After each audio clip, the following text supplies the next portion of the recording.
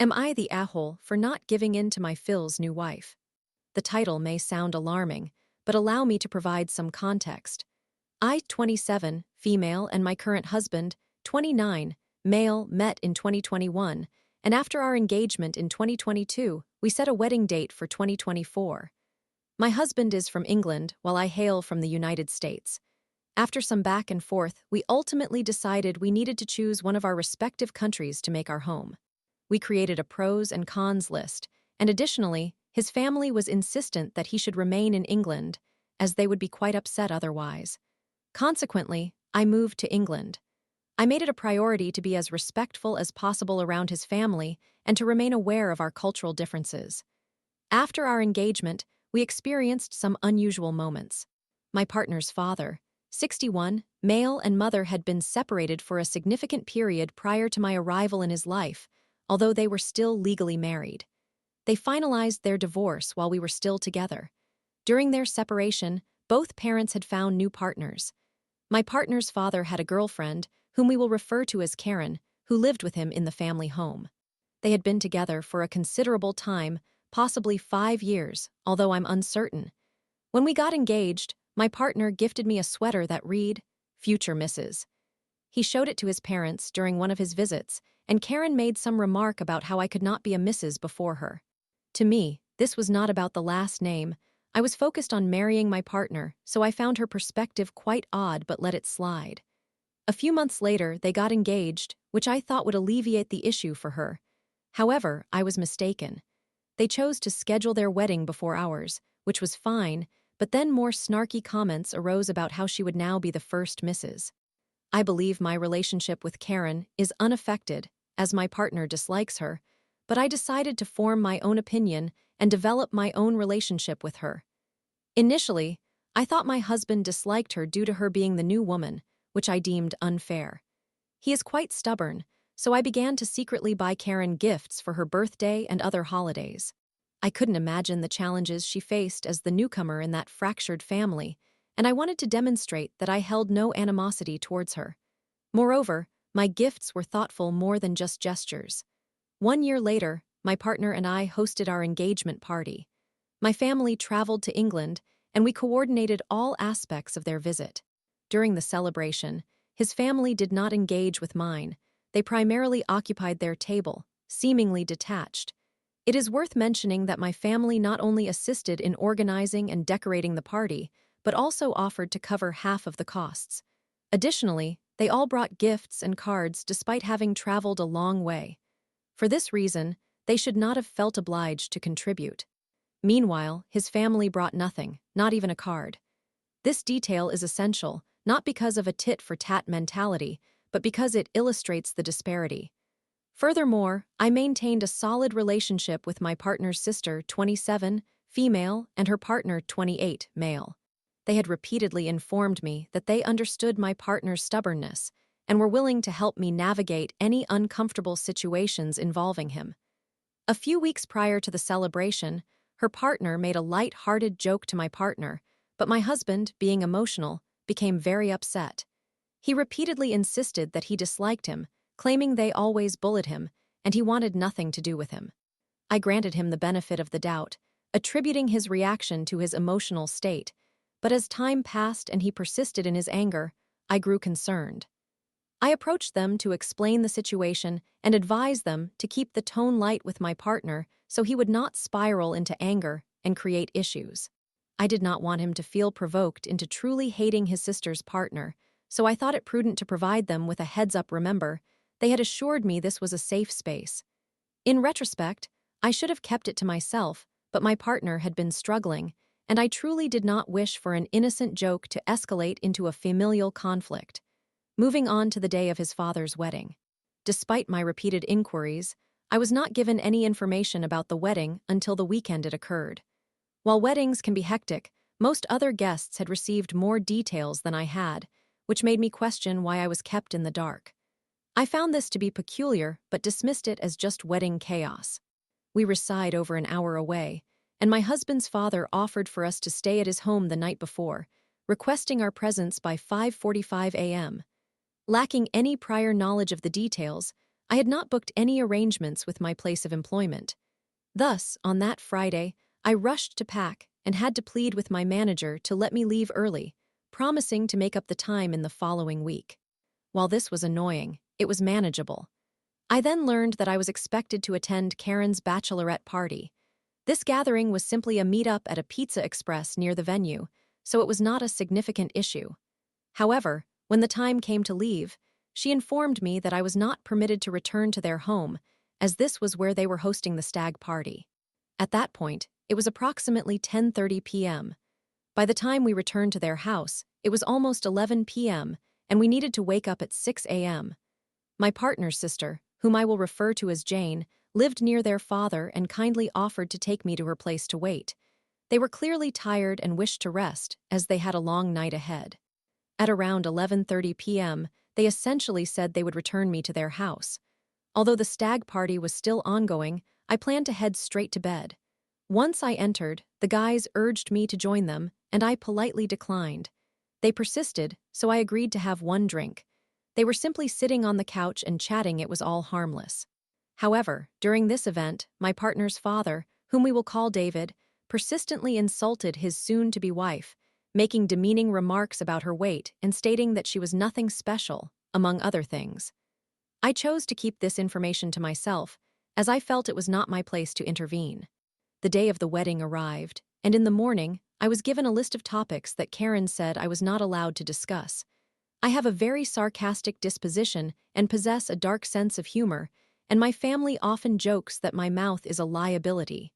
Despite this, I have never been inappropriate with my humor at the wrong times or in inappropriate settings. Therefore, I found this restriction quite odd. I prepared for the wedding at Jane's house and then traveled with my husband to the venue. It is also critical to note that I do not drive, and the venue was about an hour away from where we would be leaving. The area was inaccessible via public transportation and would cost me well over $100 for an Uber, around $172 when I checked. The wedding venue was a hotel, so it was not too troublesome to be there among others, many of whom were also not invited for the wedding itself. Once we arrived, I offered my assistance but was told my help was unnecessary and that I should just walk around outside. I was informed that I could not enter the bridal suite and that I would not be included in any photos being taken of the wedding party. This was understandable, as I was not part of the wedding party, but it was disheartening to be left outside, especially since my husband was the best man. I stood alone in an unfamiliar space until some acquaintances began to arrive, allowing me to spend time with them before the ceremony commenced. Although I was not seated with my husband at the ceremony, which I completely understood, it was still quite lovely. Afterward, I approached the couple to compliment her and tell her she looked beautiful, but she simply ignored me. Now, things were starting to feel increasingly strange. To summarize the rest, she did not want me in the wedding photos, seated me alone for dinner, and later, when her daughter invited me to join them at a local venue, Karen told me I could not go. I found myself thoroughly perplexed by her cold treatment. A few weeks later, my husband visited after work, during which Karen kept talking about how I had been too drunk at the wedding, making a big deal out of my drinking. To clarify, I was not drunk. I merely left my drinks unattended, and I likely consumed only 4 or 5 drinks throughout the event. I was tipsy but not inebriated, evidenced by the fact that I remained in my stilettos without incident all night. B. If you do not want your guests to drink, do not provide a bar. After all, we paid for our drinks. C. If your wedding was that dull, perhaps you should just say so. She relentlessly discussed my supposed drunkenness, and for the subsequent months, I continued to receive comments about it. It is also worth noting that a few months prior, they had come to our home seeking help with our wedding details. Since I moved to the UK, we believed it was only fair to hold the wedding in the United States. I had posted all the necessary information on our wedding website, and I admit I was already a little irritated that I had to repeat everything for them, given that they were adults. I did not know the best hotel in the area. Having lived there, I did not need a hotel. As for transportation from the airport to the hotel, I had no clue, so I simply Googled it. While my family is well off, one of my aunts is exceedingly wealthy, which is great for her. I had discussed the possibility of renting one of her other homes, as it was located in a lovely area with easy access to the venue, a 12-minute drive. When they visited, I informed them that this house was available for their stay. Although it was not a mansion, it was more than ample for David and Karen to occupy the upstairs while my husband's mother and her sister could stay downstairs, allowing them to avoid any interaction. I mentioned that it would be significantly discounted. In fact, it ended up being free, to alleviate their hotel expenses. The house included a kitchen, so they could store leftovers or cook for themselves if they wished. It is important to highlight that in the lead-up to our wedding, they constantly complained about the costs. I understood this was not a cheap trip, but my family had already made 2 trips, and I aimed to save them money wherever I could. For instance, I offered to send cars for picking them up and transporting them to the venue. This detail is significant. A week after this interaction, I was informed that Karen was upset with me and David due to our insistence on them staying at my aunt's house. I was not pressuring them, but I reminded them that this would be the best way to save money, especially since my aunt was gracious enough to provide us with a substantial discount. The original rate was approximately $4,500 for a week, excluding a cleaning fee of $250. She initially offered it for $1,200 and later agreed to let us stay for free as a gift. Consequently, I was puzzled about why she was upset, both because my aunt was providing a generous offer and because, apparently, the presence of my husband's mother was what bothered her. That is acceptable, but I told my husband they needed to choose their priorities. I cannot attempt to save them money and cater to their insecurities simultaneously. Additionally, we never requested any financial assistance from them. I covered a substantial portion of my bachelorette party expenses alongside my maid of honor to alleviate costs for everyone else. As previously mentioned, we offered them a free or discounted place to stay, transportation to and from the venue, and I also suggested I could pick them up from the airport if needed. I believe Karen's anger regarding the house likely contributed to her frosty reception. On that same evening, I informed them that David, Jane, her partner, and my husband's mother would need to arrive at the venue an hour and a half prior to the ceremony for photos. I mentioned that I could arrange to send a car for Karen and my partner's aunt to transport them to the venue at the appropriate time. Fast forward to their wedding. I was notified that I would need to send 2 cars because Karen would not ride with my partner's aunt. At that point, we collectively decided that we could not send numerous cars and manage all of those logistics, so we told them they would need to arrange their own rides. 2 weeks before our wedding, I received a call from my husband stating that his father, a groomsman, was withdrawing from the wedding due to his displeasure about Karen needing transportation to the venue. I messaged him, explaining that the reason was simply to photograph the wedding party. I assured him that she was more than welcome to attend the venue, but she would have to wait outside because guests were not permitted inside while it was being set up. This was a venue rule.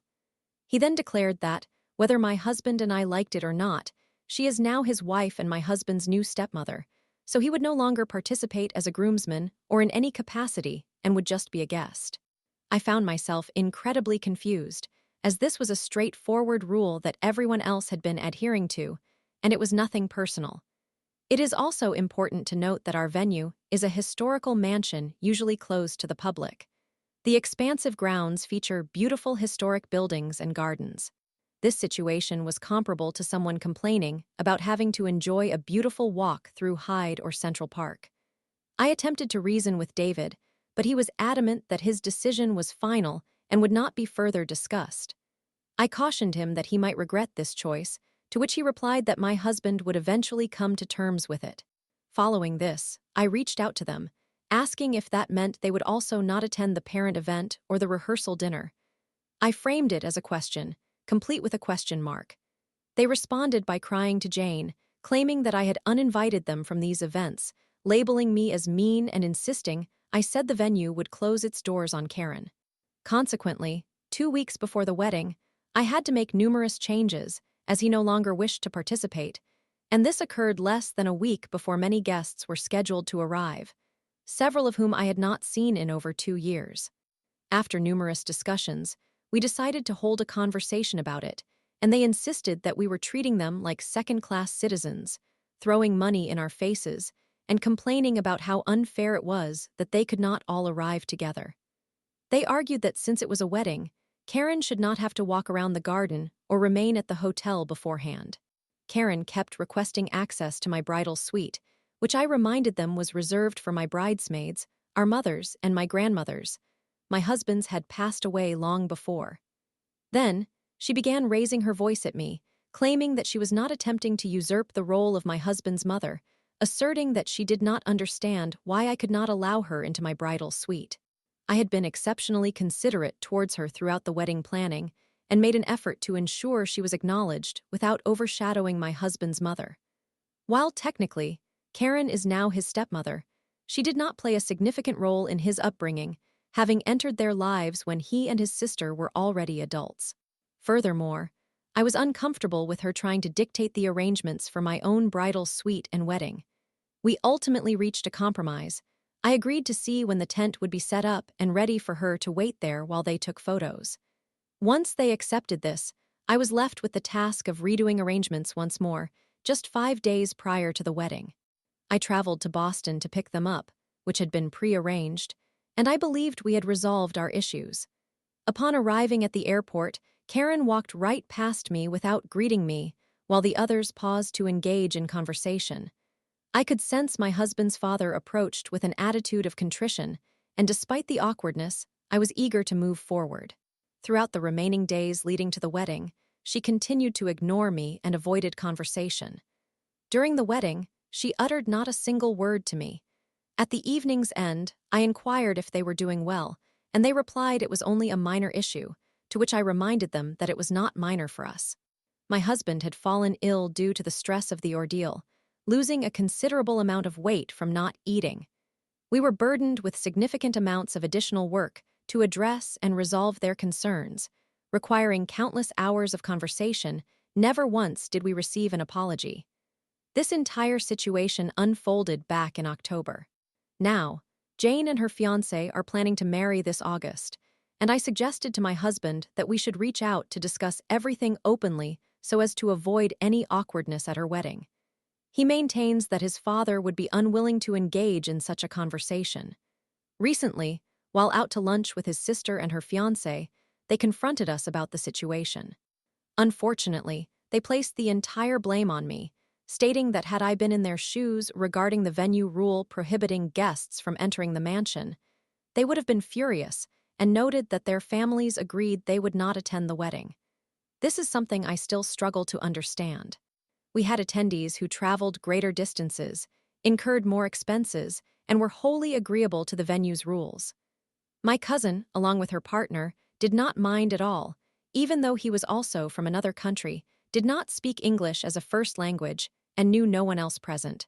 Furthermore, they broached the subject of the conversation we had nearly 2 years earlier regarding the joke made by her fiancé, and claimed they felt uncomfortable around me ever since. I acknowledged their feelings, yet I questioned why they did not address this with me at the time. Instead, they cast the blame squarely on my shoulders, insisting that I was unfair and that they spent considerable sums to attend our wedding while I was inconsiderate. They claimed I harbored hatred towards them and insisted that they would never close someone out from the venue. They did, however, mention that David would be more than willing to discuss this matter further, as he was quite upset. Afterward, I reached out to David to arrange a time to talk, allowing them to express their viewpoint and for us to convey ours, with the intention of putting the situation to rest. He responded by instructing me to act like an adult and move on. There is an abundance of details I have left out, so I suppose I will have to clarify further in the comments, but am I the antagonist in this situation?